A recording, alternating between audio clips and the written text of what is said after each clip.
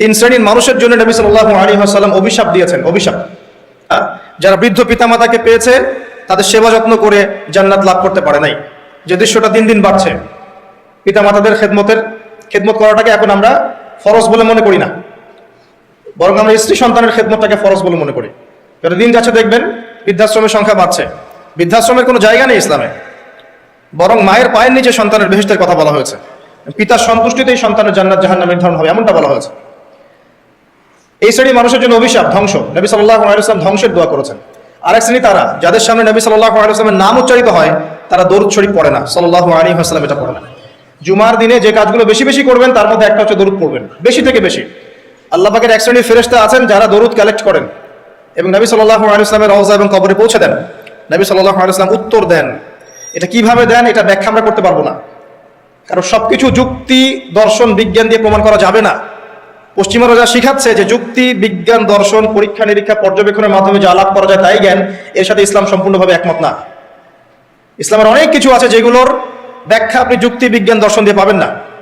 বিজ্ঞানকে জিজ্ঞাসা করেন, excuse me mister science, can you give me the definition of রুহ? Can you give us the definition of রুহ বা soul?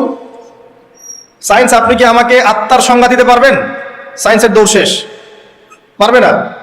জিজ্ঞাসা করেন ঘুমের ডেফিনেশন দিতে, একটা মেডিকেল ব্যাখ্যা দিতে পারবে, স্বপ্ন এবং ঘুমের ব্যাখ্যা দিতে পারবে না। জিজ্ঞাসা করেন যে কবর আযাবের ডেফিনেশন দিতে পারবে না। জিনদের সংজ্ঞা দেন, জিনকে প্রমাণ করেন পরীক্ষা নিরীক্ষা পর্যবেক্ষণে, পারবেন না। আল্লাহ পাক বলেছেন ওয়া মা খালাকতুল জিন্না ওয়াল ইনসা ইল্লা লিয়াবুদুন। কনফ্লিক্ট আছে এখানে। মালায়েকা ঈমানের দ্বিতীয় পিলার, আল্লাহ বিশ্বাস, তারপরে মালায়েকায় বিশ্বাস। মালায়েকাকে তারা প্রমাণ করতে পারবেন না। আপনি সায়েন্স এটা ল্যাবে বসে প্রমাণ করতে পারবেন না যে এই জায়গাটা ফেরেশতারা ঘিরে রেখেছেন। এই ফেরেশতারা দরুদ কালেক্ট করেন, পৌঁছে দেন। এটা বারজাখ, টোটালি ডিফারেন্ট একটা জগৎ। এটা ব্যাখ্যা আমরা করতে পারবো না।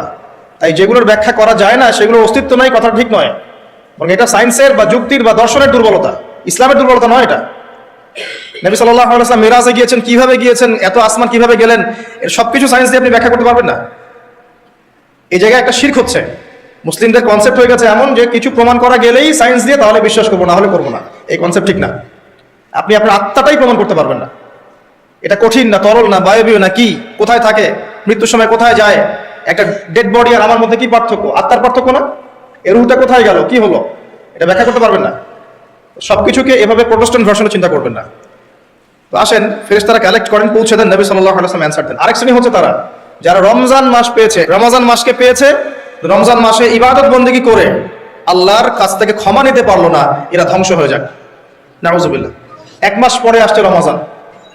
দুনিয়াদার মানুষরা অলরেডি প্ল্যান করে ফেলেছে রমজানে কোন কোন পণ্যের দাম কি কি হবে, কিভাবে সিন্ডিকেট করা যায়, কি করা যায়, কেমনে লাভ করা যায়, কি সব ওদের প্ল্যান রেডি। দিনদার মানুষরা এমন করবে না। দিনদার মানুষ যারা ক্ষমা পেতে চায় তাদের কয়েকটা কাজ আমি বলে শেষ করছি। এক নাম্বার, রমজান মাসে 5 ওয়াক্ত নামাজ জামাতে পড়ার চেষ্টা করে, পারবেন না? ইনশাআল্লাহ। হঠাৎ করে কিন্তু একটা জায়গায় শুরু করা যায় না। রমজান থেকেই শুরু করবো এমনটা করা যাবে না, কিন্তু আগে থেকেই স্টার্ট করতে হবে, তাহলে রমজানে গিয়ে আপনি ফ্লো সৃষ্টি করতে পারবেন। ফ্যান ছেড়েছেন, ফ্যানটা কি ধাপ করে এত জোরে হয়েছে? আস্তে আস্তে আস্তে আস্তে বেড়েছে। একটা স্পিড আসতে সময় লাগে। আপনি প্রথমে দৌড় শুরু করেই তো বাইকে আপনি 100 টানতে পারবেন না, আপনাকে গ্র্যাজুয়ালি যেতে হবে। এটাই সুন্নাহ, আল্লাহ পাকের সুন্নাহ গ্র্যাজুয়াল। দিন থেকে রাত কিন্তু ধাপ করে হয় না, আস্তে আস্তে হয়। রাত থেকে দিন আস্তে আস্তে হয়। আপনি এখান থেকে শুরু করেন, শাবান মাস থেকে। শাবান মাসে মাঝে মাঝে কিছু রোজা রাখেন, কয়েকটা সম শাবান মাসে রাখেন। নবী সাল্লাল্লাহু আলাইহি ওয়াসাল্লাম শাবানে বেশি বেশি রোজা রাখতেন। আল্লাহ পাক আমাদেরকে তৌফিক দান করুন যাতে রমজানে গিয়ে আমাদের কষ্টটা কম হয়। 5 ওয়াক্ত নামাজ জামাতে পড়ার চেষ্টা করেন। সেহরিতে এমনভাবে খাবেন না যে মনে হয় এটা আপনার জীবনের শেষ খাওয়া, এভাবে খাবেন না। সেহরিতে কম খান, যত বেশি খাবেন তত বেশি আপনি অলস হয়ে যাবেন। মুসলিমদের উচিত নয় খুব বেশি ভরপেট খাওয়া, এবং এই সুন্নাতটা এখন কিতাবের মধ্যে আছে, আমাদের বডি এবং আমলের মধ্যে সুন্নাতটা খুব একটা নাই। যত বড় আশিকের রাসূল দেখবেন তত বড় ভরি, এটাই বাস্তবতা। আমরা ভোগবিলাসী হয়ে গেছে আর কি। এটা আখিরুজ জামানের সাইন। নবী সাল্লাল্লাহু আলাইহি ওয়াসাল্লাম বলেছে শেষ জামানে এক শ্রেণী মানুষ আসবে যাদের উঁচু ভুঁড়ি থাকবে, ঠেস দিয়ে বসে থাকবে এবং আরাম প্রিয় হবে। হাদিসের পাতায় পাতায় এগুলো আছে, কি বলা নাই হাদিসে। ঈসা ইবনে মারইয়াম যখন আসবেন সিরিয়ার দামেস্কের সাদা মসজিদের মিনারের উপরে, তখন তার মাথা দিয়ে টপ টপ করে পানির ফোঁটা পড়বে, এটাও হাদিসে বলা আছে। কি নাই ইসলামে? সবকিছু আছে। মানতে পারি না সেটা ডিফারেন্ট বিষয়, কিন্তু স্বীকার করতে হবে যে আছে, ইনশাআল্লাহ জান্নাত যাওয়া যাবে। মানতে পারি না, আমল করতে পারি না, প্রতিবন্ধকতা আছে, সেটা আল্লাহ পাক এক্সকিউজ নেবেন হয়তোবা, কিন্তু আগে স্বীকার করতে হবে, আকীদা ঠিক করতে হবে যে হ্যাঁ এখানে সলিউশন আছে। আল্লাহ পাক এতটুকু করার তৌফিক অন্তত আমাদেরকে দান করুন। ইফতারেও কম খাবেন। ইফতারে সারাদিন রোজা রেখে বেশি খাবেন না। খেতে হলে পেটের এক ভাগ খান, এক ভাগ ফাঁকা রাখেন, আপনি ইবাদত করে স্বাচ্ছন্দ্য বোধ করবেন। ইফতারে বেশি খেলে তারাবি নামাজ পড়তে পারবেন না। এবং তারাবি জামাতে পড়ার চেষ্টা করবেন, তারাবি সালাতে সুন্দর করে লম্বা করে পড়ার চেষ্টা করবেন, সময় লাগুক 1 ঘন্টা 2 ঘন্টা। সবচেয়ে উন্নত মানের হাফেজকে রাখবেন, যার তেলাওয়াত শুনলে নামাজে মনোযোগ বাড়ে, সুমধুর তেলাওয়াত করবে, পুরো কোরআন খতম করবে। আমরা মনোযোগের সাথে তারাবি পড়বো ইনশাআল্লাহ। তারাবি সালাতের মাঝখানে দোয়া করবেন, সেজদায় বেশি বেশি দোয়া করবেন, রমজান মাসে দোয়া কবুল হয়। রোজা রাখা অবস্থায় বেশি বেশি দোয়া করবেন, নিজের জন্য, পরিবারের জন্য, আত্মীয় স্বজনের জন্য, দেশের জন্য, উম্মার জন্য, সবার জন্য দোয়া করবেন। দোয়ার মধ্যে সাম্প্রদায়িক হবেন না, স্বার্থপর হবে না, সবার জন্য দোয়া করতে শেখেন। আল্লাহ পাক আপনার দোয়া বেশি বেশি কবুল করবেন ইনশাআল্লাহ। রমজান মাসে যাকাতগুলো দিয়ে দিবেন।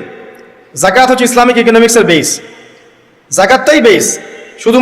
শুধুমাত্র একটা কাজ যদি করতে পারতাম আমরা, এটা যাদের ক্ষমতা আছে তারা যদি কখনো মূল্যায়ন করে হয়তোবা উপকার হবে। এই দায়িত্ব আমাদের না, আমাদের দায়িত্ব শুধু প্রচার করা। শুধু যদি যাকাতটা কালেক্ট করা যেত একটা সিস্টেমেটিক ওয়েতে, বাংলাদেশে এমনও মানুষ আছে যারা একজনের যাকাতের টাকা দিয়ে 100টা পরিবার চলবে, এবং এটা প্রতি বছর আসবে, 1 বছর না, প্রতি বছর নিসাব পরিমাণ সম্পদ হলেই জাকাত আসবে। দেখবেন একটা হিউজ ক্যাপিটাল আমাদের তৈরি হতো। এটা দিয়ে আপনি বড় বড় মেগা প্রজেক্ট করতে পারতেন। দুর্ভাগ্যজনক, এটাতে আমরাই জাকাত দিতে চাই না।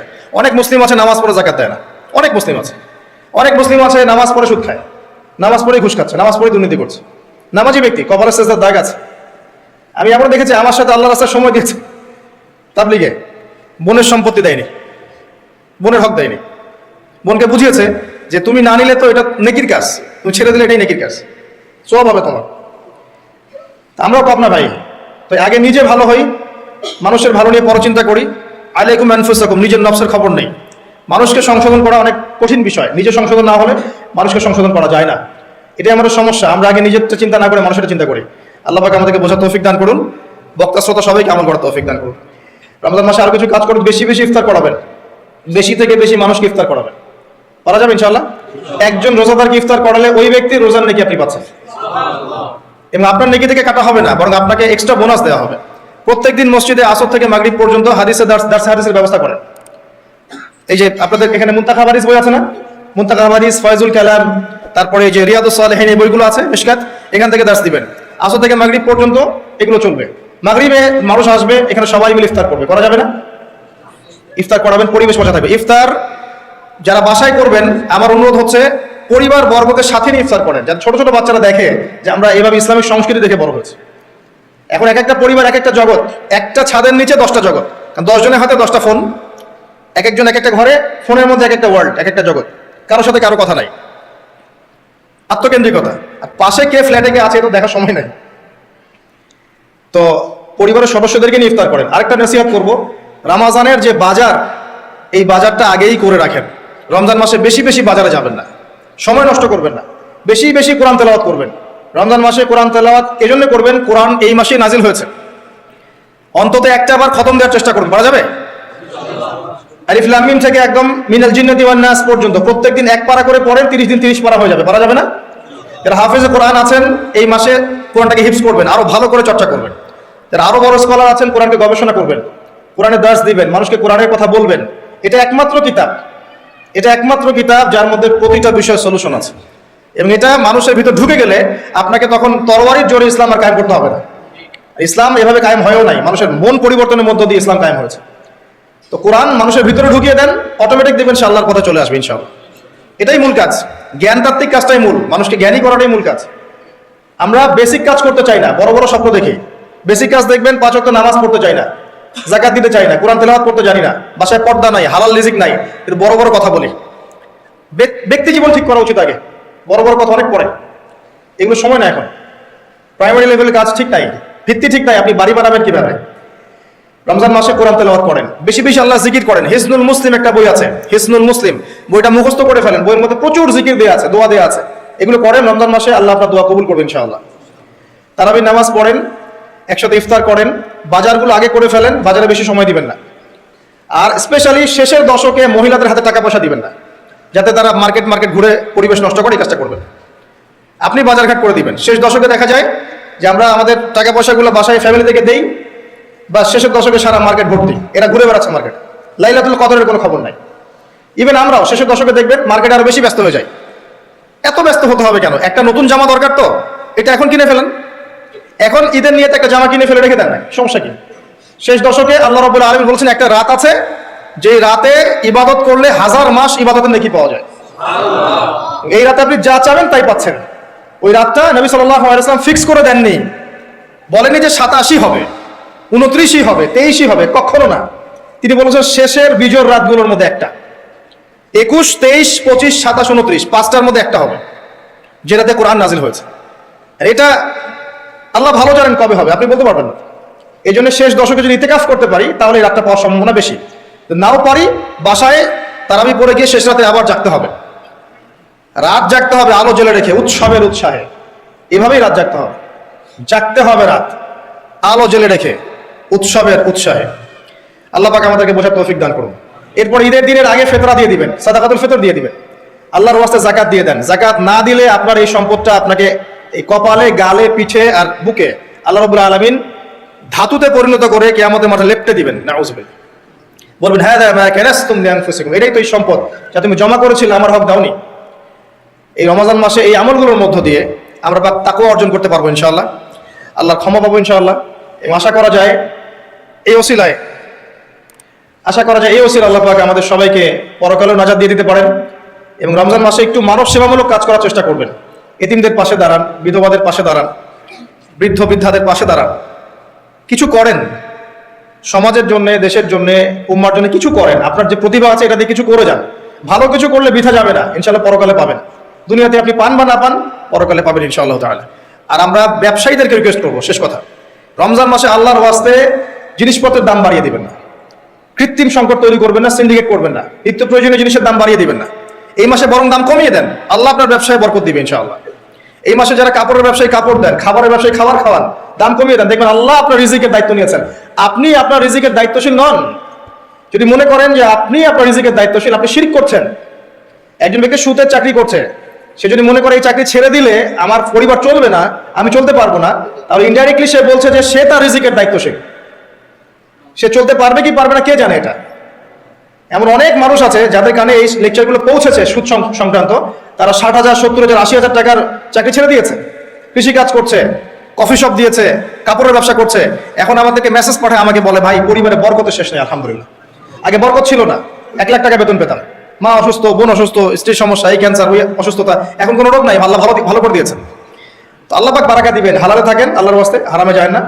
বেসিক কিছু কাজ করেন, পড়াশোনা করেন, কোরআন তেলাওয়াত করেন, কোরআনটা বোঝার চেষ্টা করেন, নবী সাল্লাল্লাহু আলাইহি ওয়াসাল্লামের সুন্নাহ মতো চলার চেষ্টা করেন, পরিবারের আদর্শটা ঠিক করার চেষ্টা করেন, হালাল খান, মানুষকে ইসলামের দাওয়াত দেন, অমুসলিমদেরকে ইসলামের সৌন্দর্য ফুটিয়ে তোলেন যাতে করে তারা এই সৌন্দর্য দেখে ইসলামের দিকে আসতে পারে। এবং কারো প্রতি জুলুম করবেন না, অত্যাচার করবেন না, নির্যাতন করবেন না, এবং আত্মহংকারে ভুগবেন না যে আমরাই শ্রেষ্ঠ, সবাই বাতিল, এমনটা মনে করবেন না। মুসলিমদেরকে এক মনে করেন, সবাইকে সাথে নিয়ে ইসলামের সৌন্দর্য দিয়ে কোরআন এবং সুন্নাহর সমাজ গঠন করার চেষ্টা করেন। আল্লাহ সবাইকে তৌফিক ইনায়াত করুন, আমিন। আমি এই বলে আমার সংক্ষিপ্ত বয়ান এখানে শেষ করছি। আকুলু কওলি হাযা আস্তাগফিরুল্লাহ লি ওয়া লাকুম ওয়া লিসাইরিল মুসলিমিন। বারাকাল্লাহু লানা ওয়া লাকুম বিল আয়াতিল হাকীম। ইন্নাহু তাআলা জাওয়াদুন কারীম ওয়া রাউফুর রহিম। সুবহানাকাল্লাহুম্মা ওয়া বিহামদিক আশহাদু আল লা ইলাহা ইল্লা আনতা আস্তাগফিরুকা ওয়া আতুবু ইলাইক।